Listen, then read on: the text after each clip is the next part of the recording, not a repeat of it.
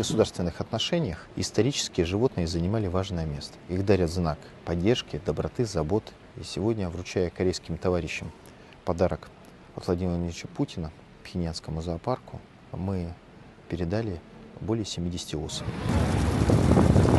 Московские и пхеньянские зоопарки сотрудничают больше 13 лет. Те особи, которых мы сегодня передавали, они могут давать потомство, они молодые, и в этом так нуждался пхеньянский зоопарк. В России ее звали Мафуся. Мафуся Ильми, да. То есть буквы Ф нет и буквы Ш тоже нет. Мафуся. Мафуся. Why does the world need a plastic treaty at this time? I think the world has come together because it's drowning in this stuff. Unfortunately, we are seeing an extensive use of single-use plastic, which often will end up in the environment. People want a deal. And therefore, in Busan, Korea, where this last round of negotiations is being held, we have to land that treaty. And I expect, in fact, I'll be deeply disappointed if countries don't live up to the promise that their citizens expect. And this is not a left or right, or south or north issue. It is a human health issue. It is an environmental health issue. We can solve this, and we must get it done in Busan. The mandate is to address plastics pollution across the full life cycle. We believe that the full life cycle includes the production of plastics, and those are largely made with fossil fuels. So there's been a strong objection to including the production phase by fossil fuel producing countries that see plastics production as a major growth sector of their economy. What industry is looking for in terms of the treaty talk is to try to reach an agreement by focusing on the key challenges here in terms of ending plastic pollution in the environment and not extraneous issues, whether it's regulating chemicals or curbing plastic production. We need additional growth in plastics because there are going to be more people in the world, and those folks need plastics, whether it's in healthcare or food packaging or literally thousands of other applications that help make modern life possible. We are way past time of addressing this problem. We are not at a sustainable level of production of plastics. Production is mounting. In the last 19 years, we've doubled the amount of plastic we've produced, and the concomitant increase in waste in our ocean and our communities, and also the threats to human health are rising daily.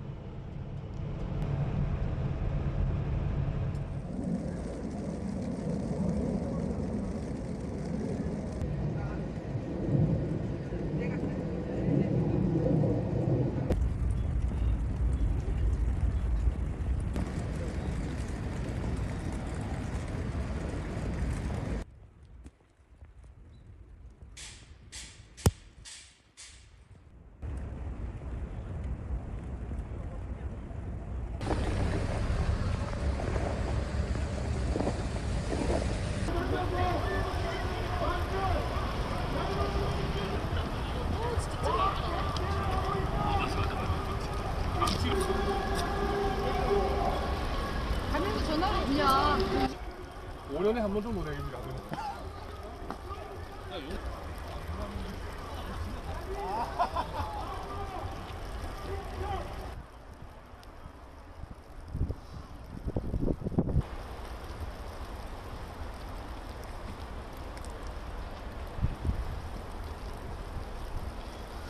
The heat from the lava has simply melted or affected the lines, and now there's no electricity in Grindavik. Power lines were broken. The electricity supply has been destroyed, but there was emergency power. Last night at about 10:30, we had earthquake activity commencing again close to the eruption site from previous eruptions. Also, there was a pressure increase in the boreholes, and that means we have a dike intrusion progressing. It was a very rapid progression of events. And we knew that the pressure in the magma chamber feeding these eruptions were about at the level where we could expect an eruption. So everyone was prepared. All evacuations occurred smoothly. Right, next up, let's take a look at what's happening in technology. Here are the latest developments.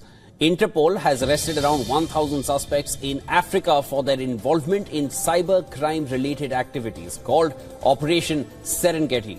Interpol worked with the African police to put an end to the underground cyber crime belly.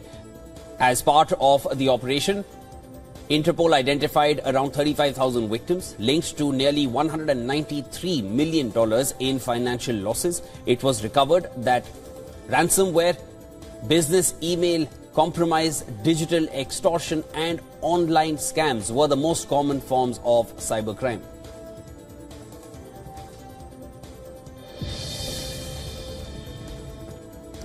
Several UK police forces are pulling back from Elon Musk's social media platform X due to concerns about its role in spreading violence and extremist content. In October, North Wales Police stopped posting on X. West Midlands Police has reduced its posts by 95% compared to last year. And Lancashire Police has cut its use by about 75%. Some forces still use X for updates like road closures, but prefer platforms like Facebook and Instagram for community engagement. This summer, X was used to spread misinformation on the fuel riots across Britain. The platform has also reinstated accounts previously banned for extremist content.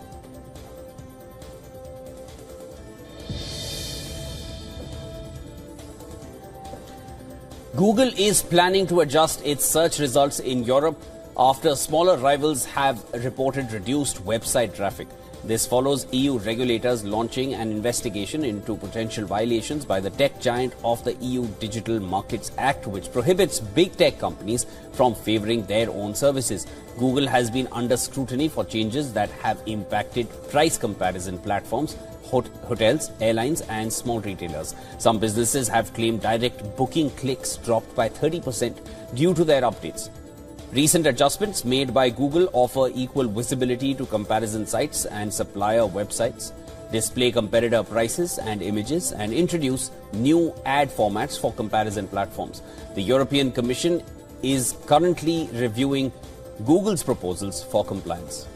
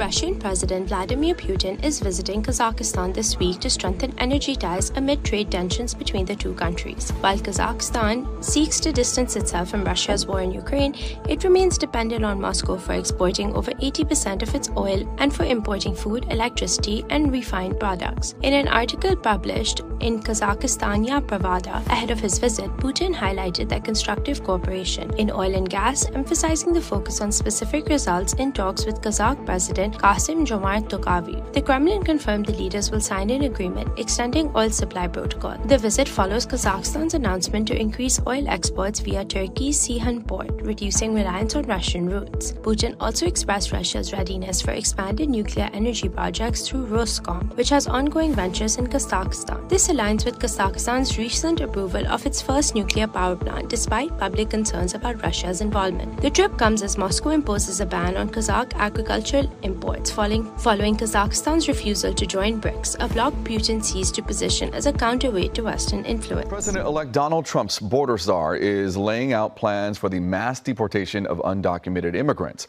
As ABC's Perry Russom reports, the incoming administration also has a strong message for sanctuary cities.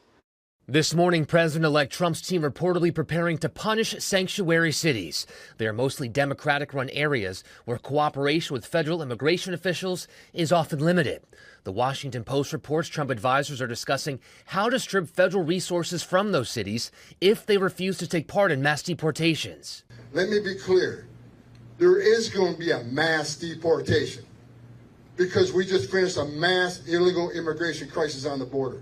Trump's incoming border czar responding to the mayor of Denver, who's threatened to resist deportations. And I'm sending a message for the people that say they're going to get in our way. They're going to stop us from doing what we're doing. Meanwhile, Texas Governor Greg Abbott slamming a Houston doctor who posted a video advising patients not to answer questions about their immigration status. In response, Abbott warning the hospital's Medicaid and Medicare funding is at risk if it fails to follow an executive order. The hospital vowing to follow the law. Trump also using tariffs to pressure Mexico and Canada to secure their borders.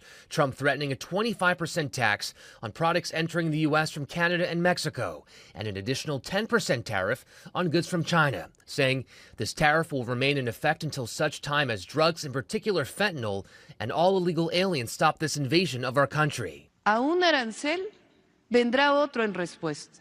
Mexico's president now threatening to fight back with her own tariffs, saying the border crisis cannot be solved with threats and tariffs, and warning if the U.S. imposes tariffs, it is not acceptable and would cause inflation and job losses in the U.S. and Mexico. Canada's parliament held an emergency debate last night, Prime Minister Justin Trudeau saying he had a good call with Trump about the potential tariffs.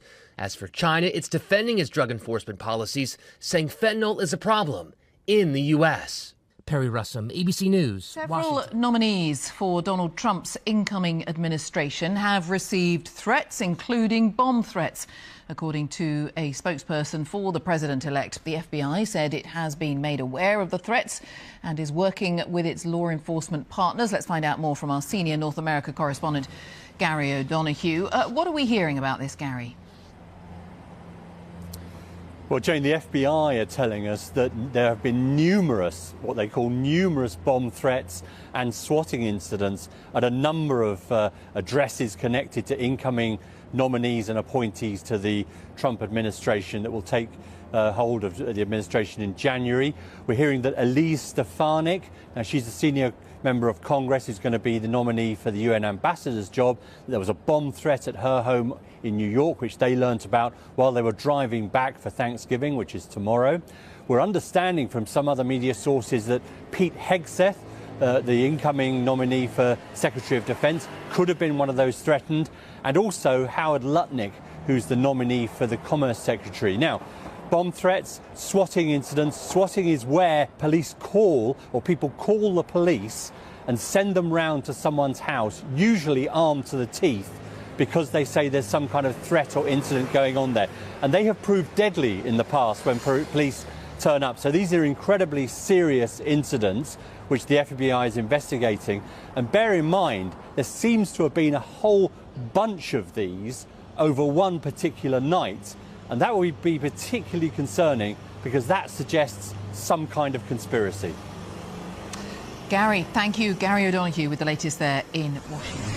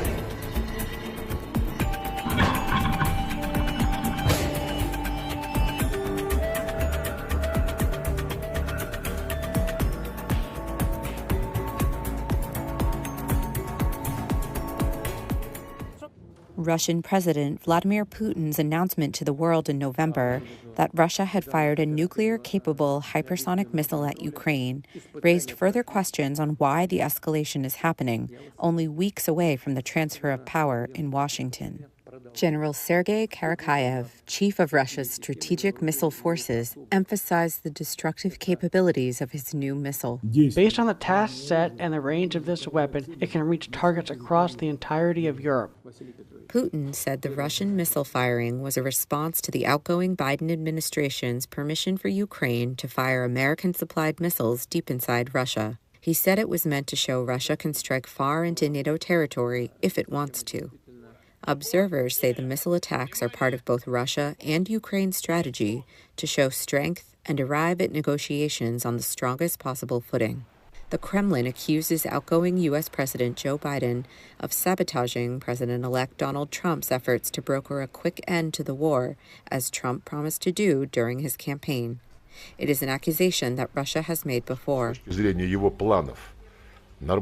Of course, in 2016, Trump's first weeks in the White House, in terms of his plans for a normal dialogue with the Russian Federation, were undermined to a large extent.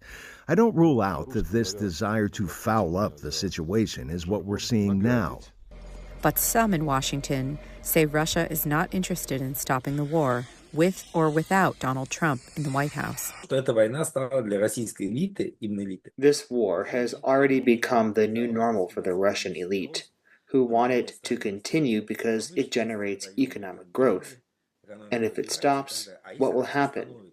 Where will the people who are now in charge go? In the meantime, a new poll by the Yuri Levada Analytical Center in Moscow suggests Russian public opinion appears to be shifting in favor of negotiations to end the war in Ukraine. Across Russia's border in Ukraine, a recent Gallup poll finds that an average of 52% of Ukrainians surveyed would like to see their country negotiate an end to the conflict as soon as possible. If these opinions hold, the field may be open for Trump to push through his plan and get both sides to negotiate a truce despite the current escalation. For Ricardo Marquina, Elizabeth Chernev, VOA News. A esos colombianos que quieren venir a defender Ucrania, bienvenidos al Batallón 204.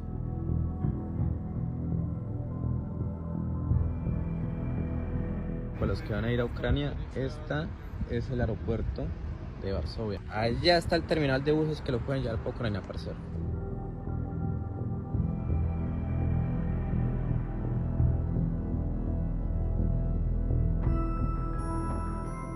Si lo que querés hacer es tomar conciencia y venir a ayudar, esta es la forma. Mi motivo de ir a Ucrania fue por ver videos en TikTok, porque hay muchos colombianos que ya estaban en Ucrania, que decían que sí pagaban bien.